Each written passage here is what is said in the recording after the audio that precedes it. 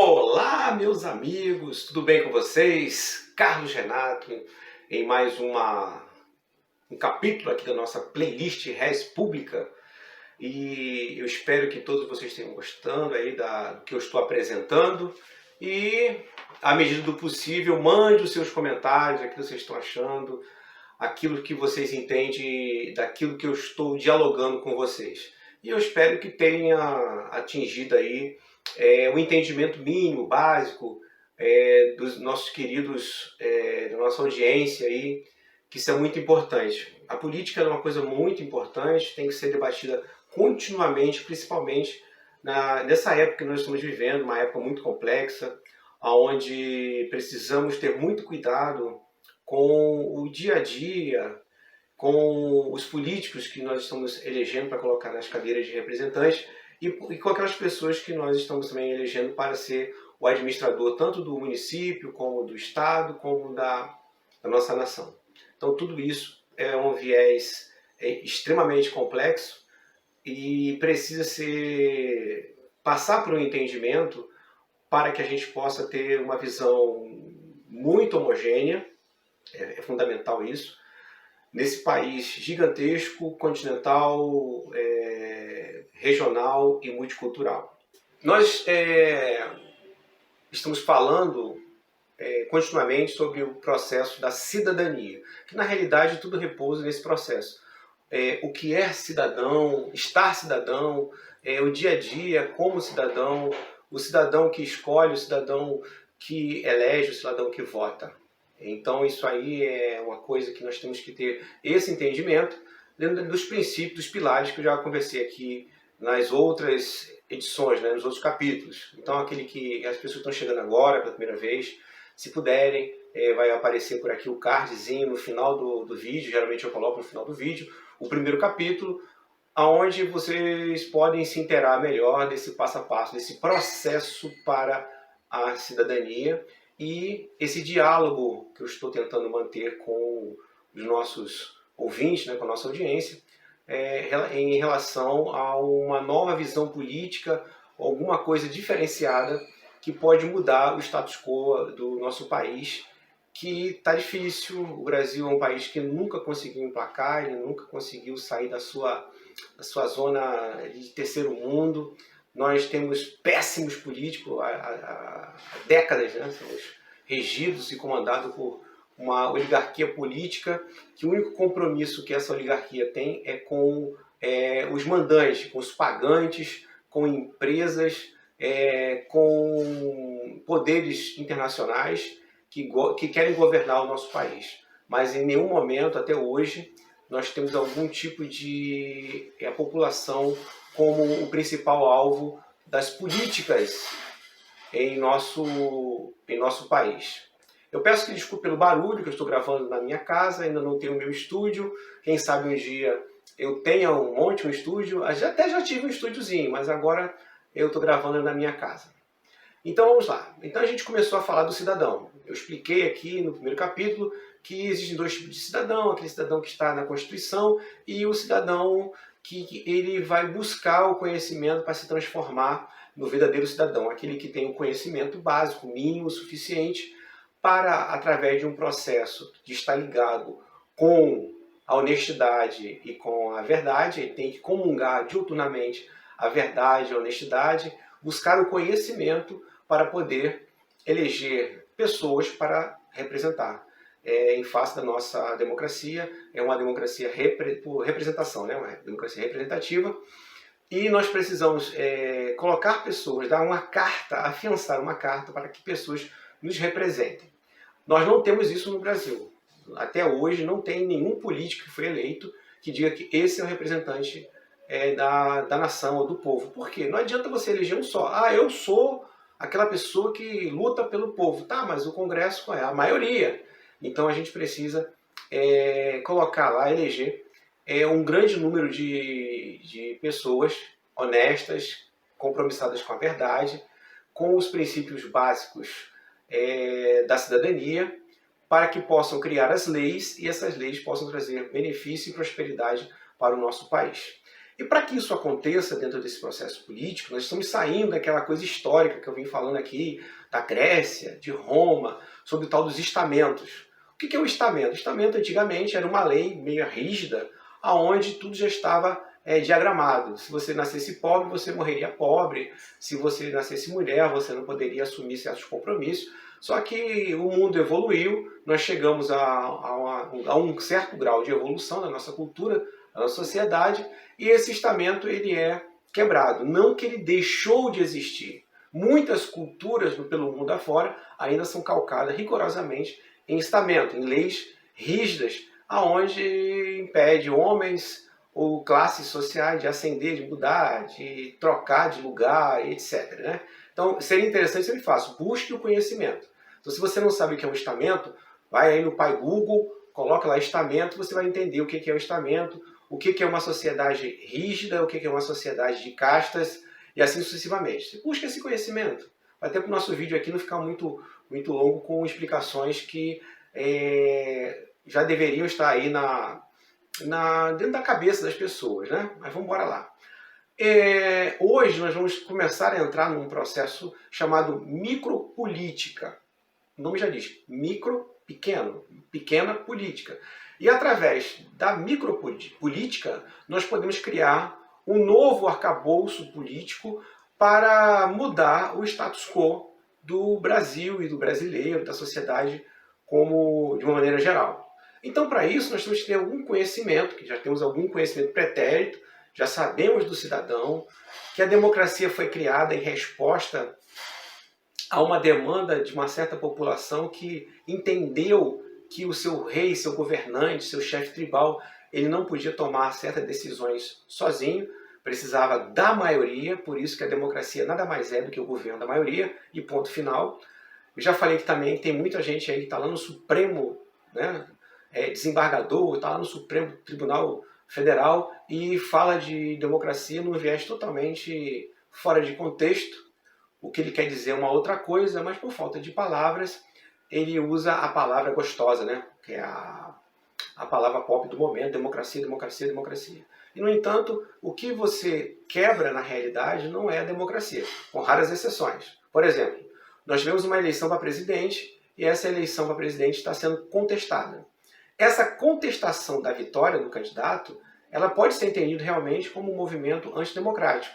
Por quê? Porque foi pré-acordado na lei, né? Quer dizer, nós escolhemos o nosso representante, esses representantes fizeram a lei, e essa lei está sendo colocada em prática e vigiada pelo judiciário, e lá diz o seguinte, que a maioria, 50+1, escolhe quem vai ser o próximo presidente.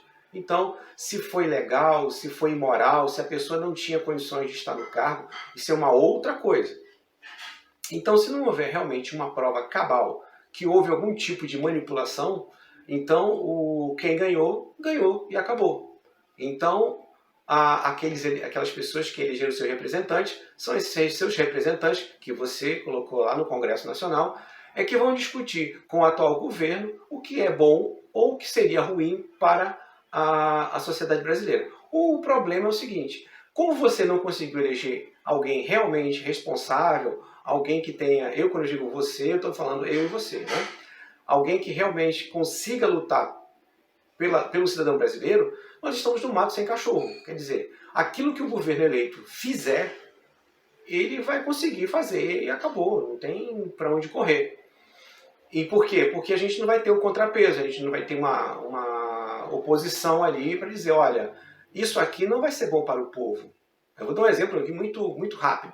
Estão dizendo, não sei se é verdade, que tem um país da América do Sul aí que já veio pedir dinheiro emprestado aqui para o Brasil. E a Argentina também, segundo a imprensa, a grande imprensa, ela já está querendo dinheiro para completar o gasoduto de Vaca Morta. Então quem vai pagar isso é o BNDES. Enquanto isso, existem muitas obras no Brasil paradas. Ora, por que o BNDES não investe no Brasil nessas obras paradas? O governo não investe nessas obras paradas para que nós possamos melhorar o nosso transporte, a nossa logística, as ferrovias, os aeroportos, os portos, as rodoviárias. Então isso aqui é complexo. Mas eu não vou discutir aqui a política atual. A política atual está morta e apodrecida. E está aí, o que a gente precisa de um novo sistema político para poder mudar essa realidade. Então, para isso, precisamos o quê? Entender qual seria um caminho. Eu estou apresentando aqui, discutindo com vocês um caminho. Eu gostaria que vocês entendessem, concordando ou não concordando comigo, porque quando você não concorda e você diz, olha, o que você falou aí, eu não concordei, eu posso tentar reformular meu pensamento, mudar aquilo que eu estou falando. Mas eu entendo, pelo que eu já passei, pela experiência que eu tenho, pelo conhecimento que eu tenho de Brasil, que a micropolítica é um caminho muito bom, muito sensato para que nós possamos mudar essa grande realidade do nosso país. E onde começa essa micropolítica? A micropolítica começa dentro da sua casa, dentro do seu lar, né? A gente precisa de pessoas. Então não existe uma pessoa. Nós precisamos de um grupo familiar para que a gente possa discutir essa questão da micropolítica. Por quê? Na micropolítica, nesse primeiro grupo, nesse seio matriarcal, que é a família, ou patriarcal, dependendo da situação, nós não temos o viés democrático, não existe democracia. A primeira coisa que a gente tem que entender é que no núcleo familiar, a estrutura política do núcleo familiar, ela não é democrática. Nós temos os cabeças, vamos falar assim, né? São geralmente duas pessoas que vão discutir ali a lida, o dia a dia da sua casa. As contas, o que comprar, quando comprar, quanto gastar e como empregar todo ali o rendimento que essa família, através dessas duas pessoas, tem. Ou um pode trabalhar, o outro pode não trabalhar, mas essas duas pessoas que comungam essa família, um dos dois terá algum tipo de ascensão, terá uma ascensão sobre o outro, né? Ou é a mulher sobre o marido sobre a mulher, por algum viés. Eu não estou dizendo que o homem vai mandar ou a mulher vai mandar. Estou dizendo que existe uma prerrogativa, até devido às características de cada um, que um vai ter uma predominância sobre o outro e esse outro vai ter um poder maior de decisão. Então, tipo, eu quero viajar para Cabo Frio. Tá, mas a gente não tem dinheiro e eu não vou usar meu cartão de crédito para gastar dinheiro. Vamos juntar o dinheiro e quando a gente tiver o dinheiro, nós iremos para Cabo Frio. Ponto final. Ou ao contrário, olha, a gente não tem dinheiro para viajar para Cabo Frio, mas eu vou pagar tudo no cartão e depois a gente se vira aí para pagar, mas eu quero viajar agora para Cabo Frio para curtir lá o final de semana. Então o que eu estou querendo dizer é que existe numa relação, seja homem e mulher, seja homem com homem ou mulher com mulher, um dos indivíduos terá um viés superior ali ou vai conseguir impregnar o outro com o seu poder político e ele vai ter maior capacidade de influência. Eu espero que tenha sido claro. Eu não estou dizendo que um vai mandar no outro, mas ele vai ter a capacidade de influenciar o outro, porque política é isso, é uma capacidade de influenciar. Então, por algum motivo, ele vai ter a capacidade de influenciar o outro. E os dois vão decidir ali como vai ser o trato familiar. E depois vem os filhos, né, naturalmente, os filhos passam pelo processo de educação. E a educação, ela também não é democrática. A educação, ela é quase que uma imposição cultural. Quer dizer, eu tenho um viés cultural. Ora, se eu venho de uma família evangélica, eu tenho os meus filhos ali, né, da minha família evangélica, com certeza, quando eles estiverem na idadezinha ali, básica, eu vou colocar eles na escola dominical, porque eu quero que eles absorvam a minha cultura religiosa. Se eu sou uma pessoa um pouco mais rigorosa, eu vou querer que meus filhos estudem, que eles apresentem resultados escolares. Então eu vou colocar ele numa boa escola, ou eu vou cobrar que eles tenham um bom desempenho. Eu vou colocar no explicador, eu vou colocar numa boa escola, eu vou cobrar. Se não tirou uma boa nota, eu boto de castigo, eu tiro o PlayStation, eu tiro ali o videogame de maneira geral, eu tiro o celular, e eu vou obrigar, de uma certa forma, eu vou pressioná-lo para que ele estude. E assim é a vida. Eu vou mostrar para essa pessoa as características que uniram o pai e a mãe, né, independente do que seja, os pais ou as mães, para passar essas características para essa próxima geração. Então, honra, moral, verdade, integridade, honestidade, são coisas que você praticamente impõe. Você não vai pegar o seu filho e vai tratar ele democrático. Você quer comer salada ou você quer comer um hambúrguer no almoço? Se você for fazer isso com o seu filho, ou com os seus filhos, você vai criar um ser humano totalmente despreparado para o mundo. Existe um ditado que diz o seguinte: quanto maior a brasa, maior o grau do fogo da fornalha, melhor é o aço. Né? Você joga carbono ali no ferro e melhor é o aço. E você bate, bate, bate, coloca no fogo, bate, bate, bate, e você vai ter um aço altamente temperado, um aço damasco com alto grau de corte. Então a família, ela não é democrática, mas ela tem que ter um viés, ela tem que ter colunas, uma árvore que permita que essa prole, que a família dialogue e eles entendam o processo da democracia. Quando você estiver na idade certa, você vai poder escolher. E para você escolher, você vai ter que ter uma educação, você vai ter que ter um conhecimento, você vai ter que aprender o não, você não pode ter tudo. Você tem que estar preparado para as coisas boas e ruins da vida, você tem que aprender a doutrinar os seus sentimentos, a dominar as suas emoções, a ser racional nos momentos certos, curtir a vida quando der e buscar a autogovernança. Quer dizer, você tem que passar informações para os filhos, para a prole, que ela consiga entender um viés aonde ela possa buscar, né? Ela está vendo um caminho na frente dela e ela vai trilhar mais ou menos esse caminho. Lá na frente, com seus 18, 19, 21 anos, quando for o maior de idade, né, estiver liberto, trabalhando, tendo a sua própria renda, aí ele vai se autogovernar. Mas o interessante é que a família impregne a sua prole com padrões, principalmente muito importante isso, de caráter, honra, verdade, moral. E essa moral que eu falo é uma moral bem consciente. O que não é teu, não é teu. O que é meu. Espaço, né? O espaço do outro é sagrado, você não pode invadir. E se aquilo ali não lhe pertence, você não pega. Se você quer pegar, você tem que pedir autorização. Se a pessoa não der autorização, você não pode pegar. Você não pode mentir, por mais que doa, né? Disse que Dona Isabel que dizia isso. Por mais que doa, não minta.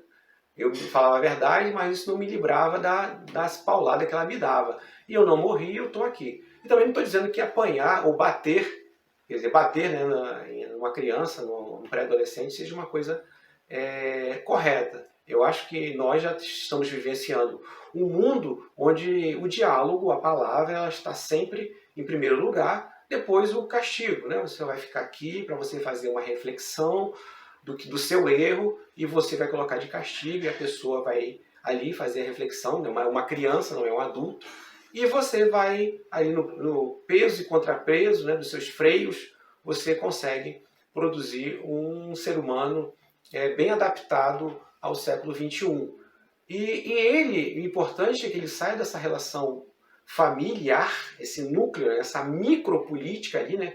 Essas relações de poder, de conversa, de dialética, onde você vai impregnar. Como eu falei, política é o ato de você convencer.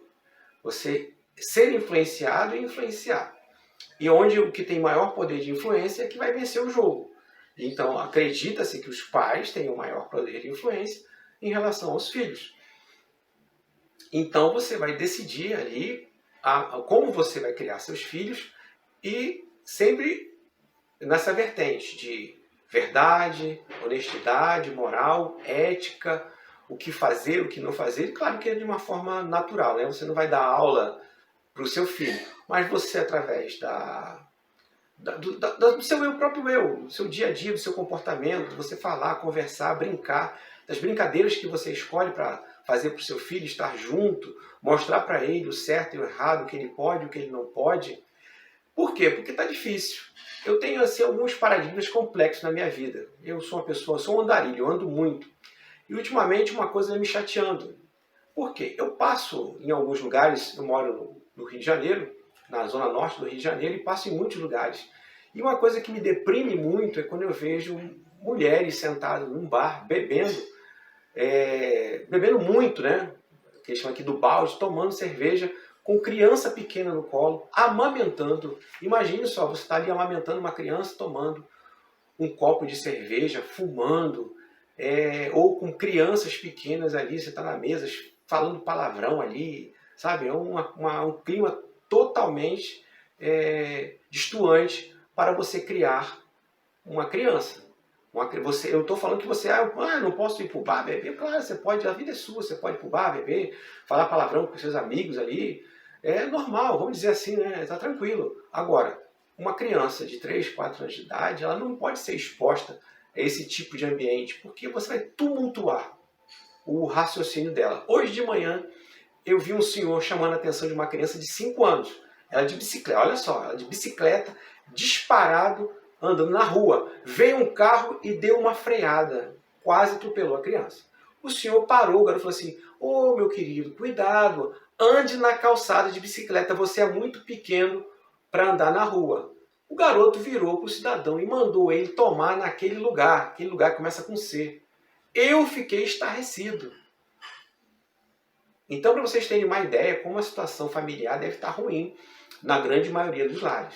A gente já tem vários problemas relacionais entre homens e mulheres, homem com homem, mulher com mulher, devido a várias frustrações, né?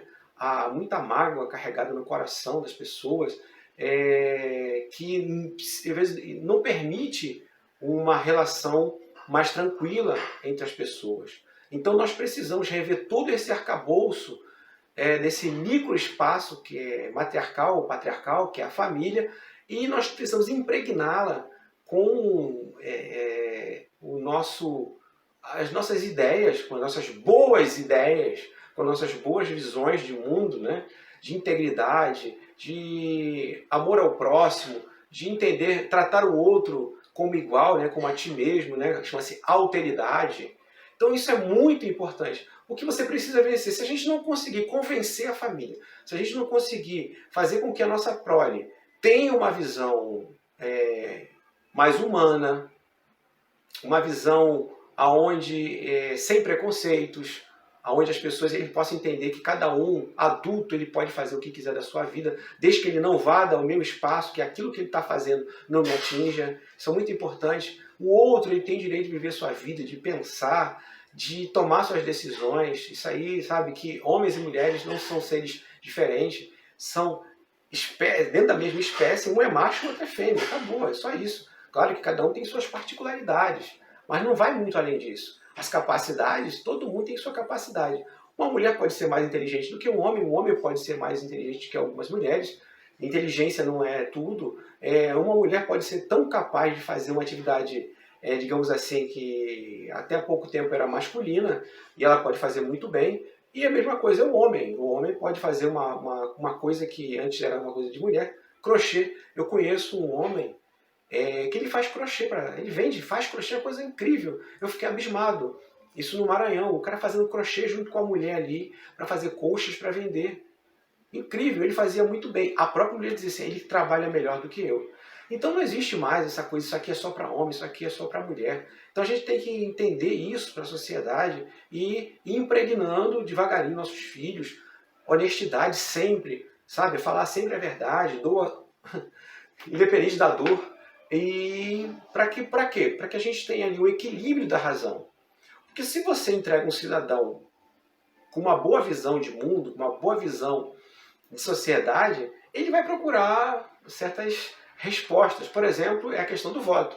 Olha, eu estou aqui para ser seu candidato a vereador. Tá, mas quem é você? De onde você veio? Quais são os seus projetos? O que você representa? Aonde está o seu diapasão de atuação? O que você pretende defender? Quais são as leis que você pretende lutar para criar, para melhorar a nossa sociedade? Então, esse nível de cidadão que a gente tem que lutar, que a gente tem que buscar, tá bom?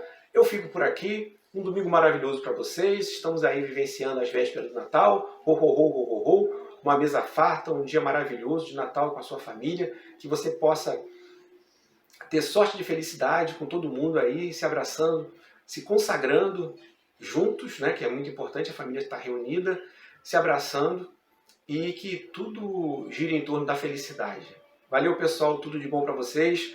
No próximo domingo a gente continua falando aqui sobre o diapasão, né, os espectros aqui da micropolítica, e eu espero que vocês estejam gostando aqui do nosso canal, aqui dos nossos capítulos. Valeu! Deixa aí o seu like, o seu gostei, as suas críticas também, é muito importante, o que vocês estão achando, o que estão entendendo, o que não estão entendendo também escrevam, para que a gente possa voltar aqui e explicar, né, um pouco mais, como é o caso aí do estamento, né, uma coisa que é importante você ter conhecimento do que existiu e o que existe hoje, do que é democracia, do que é política, do que é cidadão. Até mais, pessoal!